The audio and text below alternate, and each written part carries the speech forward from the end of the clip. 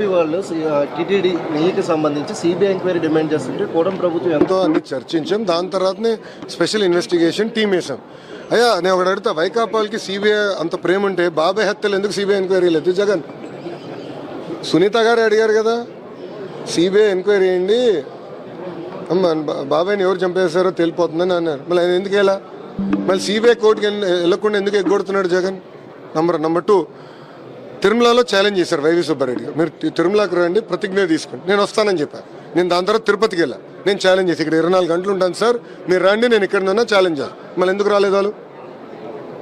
మీరు చూసారా, కేఎంఎఫ్కి టెండర్ అలా డాక్యుమెంట్స్ క్లియర్గా ఉన్నాయి. రివర్స్ టెండర్లో మేము పార్టిసిపేట్ చేయము అని చెప్తున్నాం. మార్కెట్లో X నెయ్యి ఉంటే దానికన్నా దాదాపు 40% తక్కువ ధరతో ఒక నెయ్యి సప్లై చేశాను. దాని అర్థం ఏంటండి? మీడియా మిత్రులే నాకు చెప్పండి. ఆయన అది కప్పుచ్చుకోవడానికి ప్రయత్నిస్తున్నారు. అది చాలా చాలా బాధాకరం. ఇప్పుడు మీరు ప్రభుత్వంలో ఉన్నారు కదా, సిబిఐ ఎంక్వైరీ మీరే తెచ్చుకున్నట్లు సిట్టేస్తున్నాం కదా, అన్ని బయటకు రానియండి, వివరాలన్నీ ఉంది. ఇప్పుడు ఆల్రెడీ డాక్యుమెంట్స్ మేము ముందలు పెట్టారు, రిపోర్ట్స్ ముందలు పెట్టా, టెండరింగ్ ప్రాసెస్ ముందలు పెట్టారు. గతంలో 250 కోట్ల టర్న్ ఓవర్ మినిమం ఉంటేనే నెయ్యి సప్లై చేయాలన్నారు. అది 150 కోట్లు చేసింది ఎవరు?